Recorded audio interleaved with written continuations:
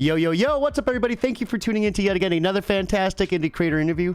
It's your Caper Sarah Cody, and we're keeping it geekly with our returning guest, Mick Beyers. We're here to break down A Queen of Mars issues 1 through 3 and everything in between. Mick, welcome back on the show. How have you been? Been pretty good, thanks. Yeah, absolutely. We're talking backstage, just coming off a, last time we had you on for a Kickstarter for Burrough. Now we're getting you back on for another one, two totally different worlds too. So I love kind of branching into this side of things.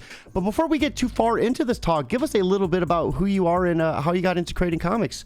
And feel free to summarize that since you've last been on, and we can kind of put that video on too. So I've always been reading comics, always been drawing. It wasn't until I went to Disneyland and had a life-changing experience that I really buckled down and dedicated myself to getting books finished. Mm-hmm. And since then it's been a nonstop thrill ride, if I'm being honest. I've been more productive. I've gotten so much done. I've not just written and drawn my own books now. I've worked with other writers. That's been a great experience. Charlie Stickney on White Ash, Clay Adams on Dream Quest, and I'm at the point now where I just really enjoy what I do and look forward to drawing the next project. That is so awesome. So give us a little bit about how the Kickstarter went for Burrough and everything in between. How was fulfillment for you? Burrough was really simple. My Kickstarter so far have been about half and half, digital and physical pledges, and Burrough had 91 backers. So I got that whole thing fulfilled in a single morning. It was wow, super simple. Yeah, it was a very, just every aspect of that project was very relaxed, and I loved. Certainly I like projects with bigger numbers, but to have as a project that, it was a book I had just sitting around ready to go. I didn't have another home for it, and to be able to take it to Kickstarter, have it fund successfully, and then just everything about the process was a breeze. So it's nice to have those once in a while. If I remember correctly, you also offered some pretty unique rewards, such as sketch covers and things of that nature. Were there any unique requests that you had? For the sketch covers for Burrough, no. I had one person, I did some paper dolls too on that one, and one person wanted a paper doll of their dog. One person wanted a paper doll of a character from this series, from my Martian series, Karkaget, who's a 15-foot tall green alien. So it was pretty nice to kind of put him in a Western situation. It was fun figuring that out. So what is a paper doll? I should have grabbed one. I don't know that I have one over here. So part of the inspiration for Burrough was old Archie comics. Dan DeCarlo, Stan Goldberg, some of those artists. And frequently in those old Archie books, they'll have a page where it's just, here's a paper doll of Katie Keene with a different outfit designed you put the outfit over them? Readers. Yeah. Yes, So okay, yeah. I would send a blank, and then have different outfits to match them in. Yeah. And that is really cool. That is really cool. So what did you do for the dog? A bandana or something? Yeah, I did a bandana, a hat. He had a holster. Oh, that's awesome. A little vest with the sheriff badge. No, that is awesome. I love that. So as an artist, I'm sure you stay busy drawing all the time. Right now, drawing a board for a cover as well as we speak. What kind of goes into this? Do you like to listen to any sort of music, or what type of mindset do you put yourself into for a long day of drawing?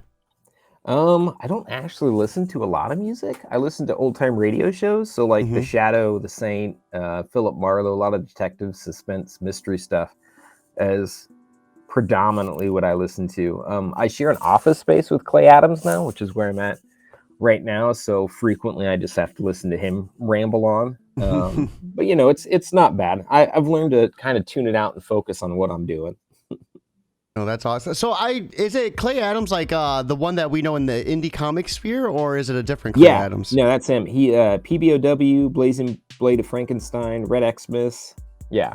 What a small world. That is so awesome. So, I mean, you like listening to a lot of different radio shows. Is there any sort of special media that you like to consume that kind of gives you good inspiration for drawing different designs or anything? I used to try that. Like, I would spend some time putting playlists together or picking certain movies to watch while I draw, but like that system fell apart pretty quickly. Mm-hmm. And like there are 250 some surviving episodes of the Shadow Radio Show, and I've listened to that entire series 50 or 60 times, and it's just like it's become white noise, and it's like it's my go-to at this point, because I can tune in or tune out as necessary, and it's just kind of always there. This comforting drone in the background. Yeah, I always loved. I used to do that a lot with like TV shows. Like Futurama was a big one where I would kind of just pop that on in the background, and it's like you like listen to it, know exactly what was going on without even having to watch it. Yeah. So with us talking about A Queen of Mars issues 1 through 3, this is kind of a different story compared to Ryu. Excuse me. Can you give us a little bit about what this is about, and do you do any sort of different like art styles or techniques within this compared to your other book? So with Royo, I colored it, which was the rarity there. I rarely ever color in general, and that's the only book I've ever even attempted to color. So with the Martian book, it's like a raw pencil look is what I use. I've got my favorite brush and clip studio that I use for everything, even when I do color. And for the Mars books, I just leave it at that. Like, I just have that pencil pass. I'll do a slightly darker, like closer to black ink layer on top, but for the most part, it's just a raw pencil look that I use. So how long is the book? So this one is going to be, each book is 48 pages. This one has 44 pages of story, like the last one, Queen of Mars 2. And it's not the last book in the series, but it is the final chapter of like the opening arc. Had I to do over again, I would have named the series A Dream of Mars, and A Queen of Mars was just the first arc. But I wasn't thinking about that when I launched the first book, which I launched under the name He May Yet Conquer. So I've already changed the title once when I changed it to Queen of Mars, and I didn't want to change it a third time or a second time to A Dream of Mars. So the whole series now is Queen of Mars, and I'm like slightly rewriting the next arc to make that still work somehow. So what is A Queen of Mars about? I mean, I think we've talked about it a little bit beforehand. There is safe for work and not safe for work options with this series, correct? Yeah, so it is inspired by Edgar Rice Burroughs' Barsoom novels, A Princess of Mars, The Gods of Mars, Warlord of Mars, and Thuvia, Maid of Mars. The first 4 books in his Barsoom series, starring John Carter, famously of a gigantic Disney flop 10 years ago. But so the first 7 books, I think, are in the public domain. I'm basing my story off of content from the first 4 books. And kind of the premise of this story is that John Carter shows up. He completely changes the world these people live in. But then, like, the Barsoom stories are just adventure stories. He just moves on and continues to have adventures. So what I'm doing with A Queen of Mars is kind of exploring the world, and it's like this force of nature has just moved through and changed everything. How do the people that have lived there their whole lives and will continue to live there, how do they deal with, how the world has changed? So that's what this is about. Fedor of Thurn, who is the queen in the title, she was a second string villain in the series, and like her father was one of his like nemesis.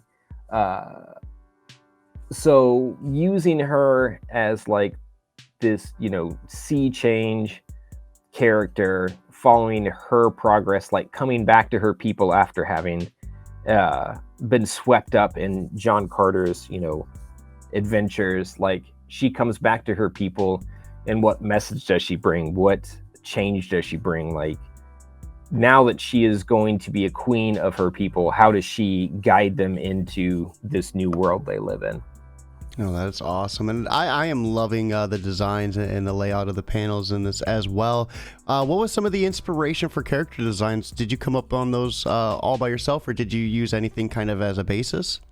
So he provides pretty detailed descriptions in the books for the Martian-looking Martians. So, there are on Mars, like there's kind of like chromatic races. You have like a red race, a white race, yellow race, black race, green race, blue race, and so everyone that's not green has a pretty standard description. Like they just look human.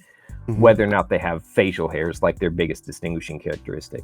The green Martians are 12 to 15 feet tall and have 2 legs, 2 arms, and then an intermediary set of limbs that they can use as legs or arms.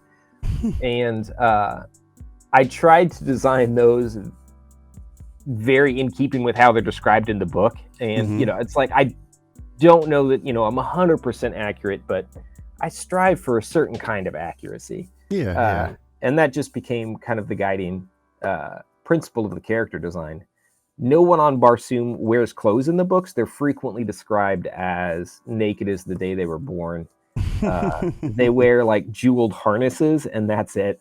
And so like once I have like these templates, it's like I'll throw straps at them until it seems like a good fit. And then like there's the character design right there. Everyone wears 4 belts, and that's it. Man, the green ones sound like they should have been on Space Jam. Holy crap, being 12, right. 15 foot tall, like. Yeah.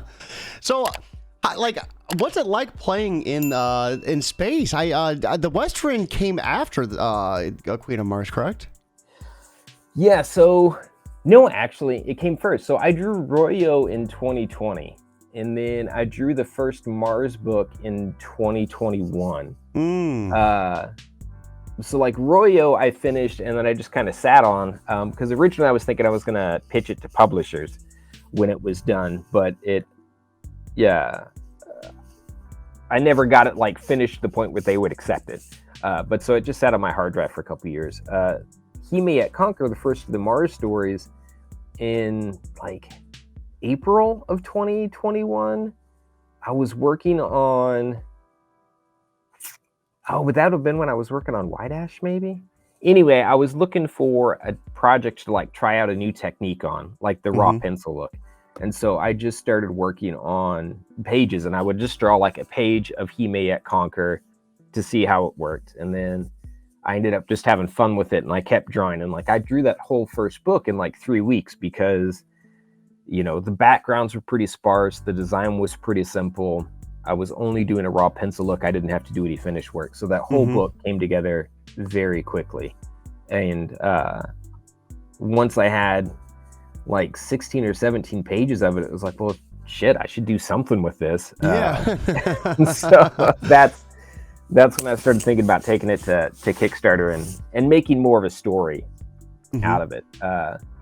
I grew up with Edgar Rice Burroughs. Like I read all of his Tarzan books. I read all of his Barsoom books, Carson of Venus, Pellucidar, just created so many worlds. And, I'd read them all multiple times growing up. It's just kind of a fun setting to work in because it is alien and bizarre. And it's like, you know what? I can draw a wonky building without a perspective ruler. And like, it's just how they build on Mars. I don't have to justify this, which is nice. I enjoy drawing naked people. Naked people are easy to draw and they're fun to draw. And, it's in the books. Everyone's naked. So it's, it just a lot of interests align. And, because everyone in the book is described as naked, I knew I wanted to draw the naked version, but I know not everyone likes to read naked comics, which is why there are 2 versions of each book. So the Martian word for Mars is Barsoom. The Martian word for Earth is Jassoom. So it seemed like a fun gimmick to say, hey, here's a Barsoomian version where no one's wearing clothes, but then also over here we have a Jassoomian version where everyone's wearing clothes, and then you can pick whichever one you want. With the first book, He May Yet Conquer, I printed both versions of the book, but unsurprisingly, the demand for the Jassoomian everyone's wearing clothes version was significantly less than the Barsoomian everyone's naked version. So for books 2 and 3, I'm not printing a clothed version of those books. I'm only printing the naked version, but the clothed versions will still be available as a PDF. You know, I guess I never thought of aliens naked. I mean, they're always you always see them naked, but you never just think of them as naked, right? It's like animals, like they're naked, right? Yeah, it's like in Disney's Robin Hood. Little John is wearing a shirt, but he's not wearing pants, and it's like, but so like, is he naked, or like is the shirt just decoration? Yeah. Like, what exactly is going on here? Oh, that's awesome. I think right now would be a perfect segue. Let's go ahead and check out this Kickstarter and see what all the hype is about. So we are looking at a Queen of Mars issues 1 through 3 sword and planet adult fantasy epic on Edgar Rice Burroughs Barsoom. The Medal of Mars is a queen's battle to rescue her princess. $9,949 of a $2,000 goal. 219 backers with 7 days left to go. Congratulations on just killing this. Like, 5 times the goal right now. This has to be such an awesome feeling. Yeah, no, it feels great. Like, this is going to be my first campaign over, that magical and arbitrary $10,000 amount, which like it feels great. Yeah, congratulations. Everyone watching, right there is the link to check this out with us. Be sure to back. If you're unable to back, put this on Facebook and Twitter. It is New Comic Book Day. You have nothing to lose simply by sharing it, and word of mouth is 100% free. So let's go ahead and scroll through some of this. So right here is a cover for book 3. So give us a little bit about like what we're looking at here. Karkaget, the green guy in front, is one of those 15-foot tall aliens. He was the main character of He May Yet Conquer on Mars, as you do. If you don't die in battle, once you've aged up to 1,000 years, you're supposed to take this voluntary pilgrimage to the afterlife. And so He May Yet Conquer opens up with Karkaget on that pilgrimage, where Fedor, the princess with the jewel on her head we see there, doesn't necessarily save him, but prevents him from dying, and takes Karkaget along on this adventure to reclaim her kingdom. And Sola, the green lady in the back, a lover of Karkaget, has followed him on this journey to save him for her own reasons. And so Medal of Mars is kind of these two women meet, and Karkaget has to make a decision what kind of life he is going to pursue after this. What a rock and a hard place. What a rock and a hard place. And I just love, we see him all covered in blood and wielding just this huge sword too. So this looks like, does it get graphic and gory in it as well? Yeah, I don't like drawing gore as much as I like drawing naked people, but there is some blood. Like, and I'm not, God, what's the Invincible guy? Ryan Otley. Like, I've been looking at so much of his Invincible work, trying to figure out how to draw like gore and blood and spatter and gross like more effectively. So there is some of that in this book, but not as much as I thought there would be in the original planning stages. So what's the repercussion of having your pilgrimage, get denied, waiting, 1,000 years? It seems like it's like a high honor in this society. So it is before John Carter shows up. So in the events of the second book, The Gods of Mars, John Carter kind of disrupts their whole religious system and how they think about the afterlife. And it's one of those subjects that like he just kind of comes through, casually destroys, and then no one ever mentions again. And so that's kind of what I want to do in this book is like, what are those repercussions of like everyone has always gone through this, but now there's no need. And Karkaget specifically is this character where it's like he still chooses to go through this process knowing it's a sham because he finds comfort in it. And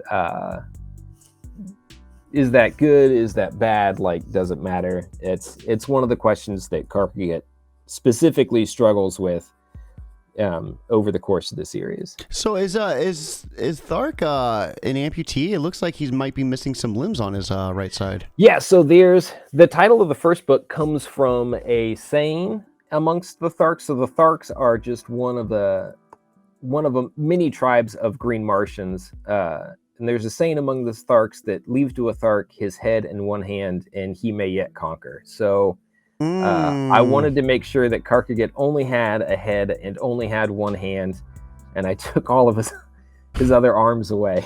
Brutal, so brutal. I could make that work. Yeah. So he's pretty messed up. But there's something about having like a hero of his nature, right? Be a little scarred, be a little battle-torn. It is like, yeah, it's kind of interesting, like especially in action scenes, trying to write and scene set and portray the action scene in a way that like Karkaget can hold his own, even only having one hand. And it's one of the fun things about drawing the Green Martians in general is like, what are they doing with all of these arms? Like if I had 4 arms, like what would I do with them when I'm just casually standing, when I'm turning on a light switch, when I'm getting a drink? Like you have 3 other limbs, what's happening? And so Karkaget is easy in the sense that like, well, he's only got one hand. So like the other limbs don't matter. But then it's also more difficult in that like he's used to having 4 limbs. What does he do now that he's only got one? And so like the Green Martians are a lot of fun to draw. So you mentioned there was many different colors of aliens within this. How do you distinguish the different ones? Only using pencil and no color. So I don't really. There are some of the firstborn aliens which have like a polished ebony skin, as it's described in the book. Like I kind of shade them in completely to distinguish, but for the most part I haven't introduced a lot of the other colors of Martian races yet, so it hasn't become an issue. After the 3rd issue, I'm going to do a collected edition, and I'm going to get the collected edition colored, so that'll make that easier. And then going forward after that, going back to the single issues, I'll probably have those colored from the get-go instead of waiting for the collected edition. Can you imagine having one of these guys save your life, and then you're standing and you're just like face full of alien junk, like yeah. So right here we have the Queen. This is such an awesome shot. Is this like a homage or a homage to anything? Not that I know of. I just drew it. Looks like a badass on the throne, though. Yeah, right. It's a pretty standard like badass on a throne shot. If anyone out there finds something remarkably similar, let me know. I would like to, provide credit when credit is due. So I love this background too. I mean, I know you said that one of the perks of working in space is you really don't have to like abide by the laws of like traditional like world building, like with the buildings and like style like that. So what goes into making Martian like buildings? These look just like completely out of this world. So I looked at a lot of like John Buscema Conan books. Gil Kane did a John Carter series for Marvel in the 70s. Looking at like a lot of older artists to just see how they structured it. But a lot of it too is just like during the sketch stage, I'll just throw random scribbles in the background, and then as I refine it, moving towards the finished pencils, it's like, well, okay, this kind of looks like this kind of looks like that, and I'll chase those ideas down until magically architecture appears. I like this one right here. Almost reminds me of like a seashell in a sense, like the cone one, the spiral cone. Yeah, gorgeous. Thanks.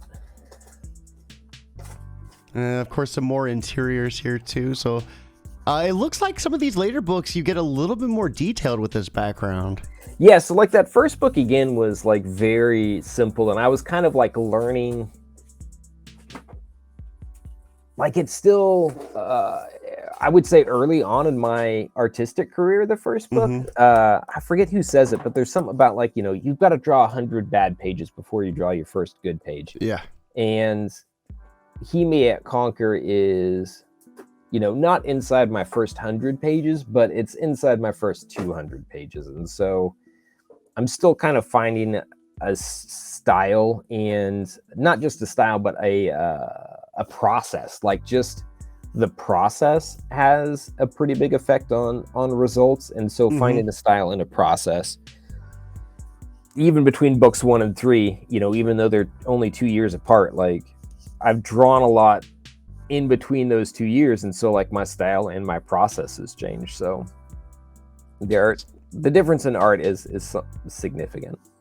So we have a stretch goal as well. The first stretch goal is a free PDF of the first Kickstarter comics Rovers Happenstance, a high fantasy adventure set in low places. So this is 72 pages. Once you hit 8,000, so that's already been unlocked. Yeah. Congratulations about that as well. Thanks. Yeah. Rovers was my first Kickstarter. I ran in 2018. It's 3 22-page stories in a single collection.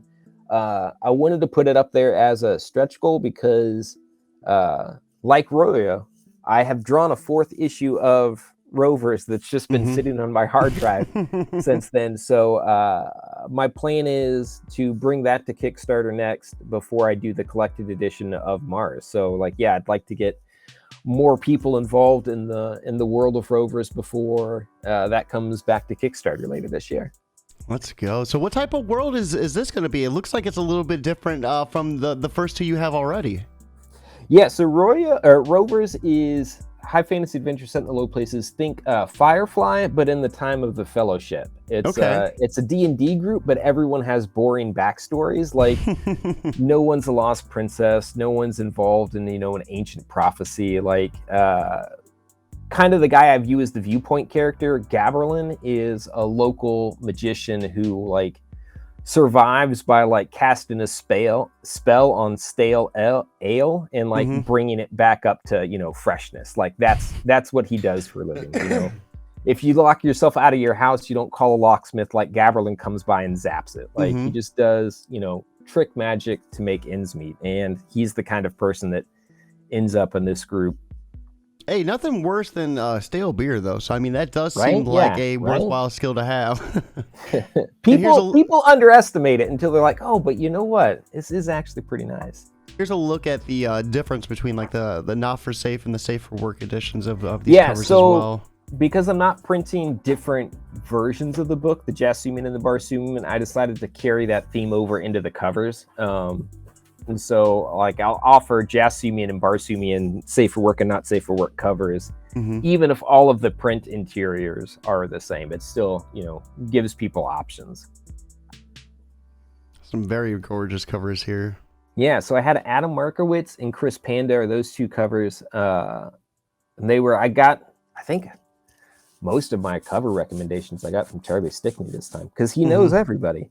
Yeah. I was super happy with those covers, and I'm really thrilled with how they came out. And then I did a cover here by Tango, only exists as a Jasoomian safe for work cover.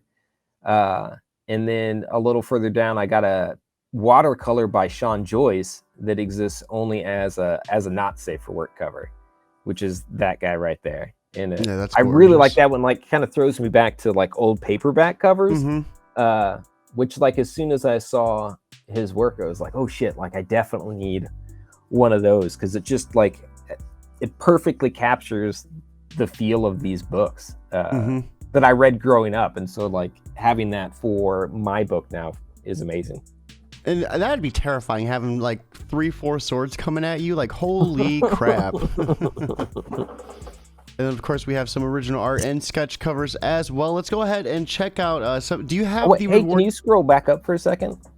There's right there. There's Fedor with the pencil. So that's one of the ones I've just started doing that I really enjoy. Is I've started doing these 18 by 24 prints. So here's one I did for Dream Quest. Wow. Of a Chithulhu, however you say his name. But like I started doing these for Dream Quest, and like these have been a blast. I love doing these. And I've sold, I think, 3 of them so far with Mars. We sold 3 of them with Dream Quest. I've sold 3 of them with Mars. Like, I could not be more excited about those things. They're so much fun. Yeah, that is gorgeous. So do you have your pledges underneath this, or are they just on the side? They're underneath that. They're towards the bottom, yeah. All right, I do like add-ons and everything, and then headphones just died, so I just got to plug them in real quick. All right, and let's continue scrolling down. We'll get to these add-ons and reward tiers as well. So right here we have, you can get Royal Cheeks issue 1 as a PDF for $10. PDF for 5 and the physical Or 5, book for or 10. excuse me, PDF for 5, physical for 10. Yeah. And then we have Rovers. You can get the comic standard cover for 15 or the alternate cover for 20, PDF for 10. Hollow as well, trade paperback at 20. You just have a ton of books I didn't know that you had underneath you. Holy crap, man. Dream Quest as well, so a 48-page one-shot set in the universe of H.P. Lovecraft's Dream Cycle. PDF at $8 or physical at 15, and then we have Queen of Mars. So you can get the digital of issue 1 or at 7, print at 12. And then the not safe for work at 10, and then the print at 15. We have book 2 at the digital at 10, safe for work at 12, and then the not safe for work 15. And then the alternate at 12, and then not safe for 15. Just a ton of awesome books in here. Some beautiful prints as well. So, working on a Kickstarter, how important is it to have like merch, diverse merch like this? Like, would you say for anyone like starting a Kickstarter?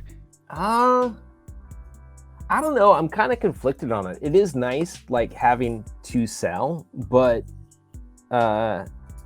it can confuse the issue. Like, if you're on your first Kickstarter, I feel like you just want to put out what you're putting out. Like, just a book, just a sticker, just a whatever. Like, whatever the Kickstarter is for, I feel like focus on that and then work in stuff later on. I feel like with my Kickstarter with Rovers, I tried to do too much. And then my Kickstarter for He May Yet Conquer, I didn't do enough. And then Queen of Mars 2, I think I went back to slightly too much. And then Royal, I feel like was just right.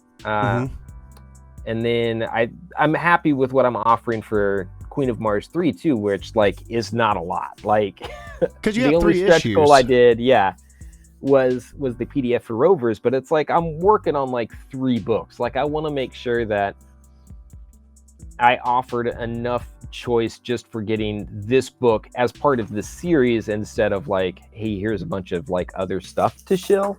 And during the Queen of Mars 2 Kickstarter, because I had a lot of stretch goals and I was offering a lot of this other stuff, just running the Kickstarter itself was so much more work because like I felt like I had to put out updates. I had to keep changing graphics. Whereas with Royo and Queen of Mars 3, there's not nearly as much of that involved. And so like I can, focus on doing the book, whatever, instead of like, well, I've got to constantly be on the Kickstarter just maintaining what's going on there. And we also have a trading card set as well. So once again, some awesome add-ons and reward tiers. Backing board sketches, you're working on one right now too, so he puts that work in. They very detailed, very gorgeous as well. So yeah, everyone watching right here is the link. Check this out with us. If you're able to back, we would love to see that. But if not, simply just sharing this wherever you can. Word of mouth is 100% free. And trying to get as many eyes on this as possible is what we're trying to do today. So we have a 3-in-1 collection as well. Yep, you can get PDFs. You can get, a collection, the Jassoomian or the Barsoomian,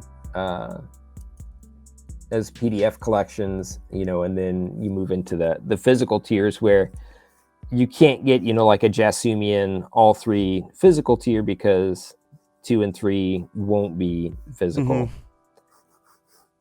Oh, that is awesome. Some awesome work as well. Shout out to Tango. Tango, I just recently helped set up an interview that we just did not too long ago. So always awesome seeing familiar creators on other projects as well. So after going... Oh, go ahead. No, I just like Tango's work, like as soon, like the first time I saw her stuff, like I was just like in awe. I absolutely love her stuff. Like it is, I don't know what it is about her art that speaks to me so deeply, but like legitimately, she is one of my favorite artists at this point. Like I just cannot get enough of her work. Absolutely. So for anyone who might be on the fence about backing, what would you like to say to them to kind of help push them over that edge? It's just a fun tear 'em up fantasy adventure where everyone's voluntarily decided not to wear clothes. So if that's your thing, like, yeah, I think it'll be a good fit. Hey, and if it's not your thing, there is a safe for work, so you Yeah, can still have yeah. fun with that adventure and put some clothes on them as well. So, Yeah, and it's black and white, so draw your own clothes. It's a coloring book too, if you want it. You've got options. there are some options. So, what's next for you in 2023? I know you said you were working on 3 series. Is there anything else that you're maybe eyeballing? I'm gonna launch the Rovers Kickstarter sometime in the summer. Mars Collected Edition sometime in the fall. I'm working on 2, possibly 3 other series. Not that I am writing, but that I'm drawing. So I don't know that any of those are ready to be announced yet. But hopefully later this year, at least 2, if not 3 of those, we'll see announcements. Cool. And that is right around the corner. So stay tuned, guys. Be sure to be following Mick on Twitter to stay up to date when those new projects do get announced. So you've been on the show before. You know the drill. We always love asking for a piece of advice before we let the guests go. So with this being your second time around, I got to ask, for someone who's working on so many different projects, how do you find, timing to balance them? Like for anyone out there who is looking to take on another project, what would be some of your advice to help them, be able to do that while keeping like quality in check, and not losing their sanity? I think like what I like about having different projects is it helps keep each project a little fresher. Like if I need to come back to this with like fresh eyes and try to see it differently, then it's like I'll hop over to another book or another project for a couple days, a couple pages, whatever. And then it helps coming back each time I come back to a project. Then it helps kind of like, this is working, this isn't working, that kind of thing. I think the thing is you just got to keep things in perspective, which sounds weird.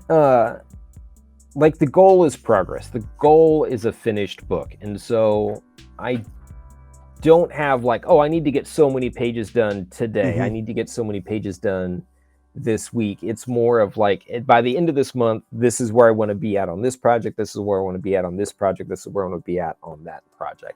And like artistically, I'm a sprinter. So like I won't draw a page for days. And then like in one day, like I'll draw 3 pages. So it just kind of like, you got to know yourself. What are your own moods? What are your own peaks and valleys? Like, how do you get work done? And it's like, it's going to be on you to line up how you get work done with the work you need to get done. And if you can keep those in balance, then you'll be fine.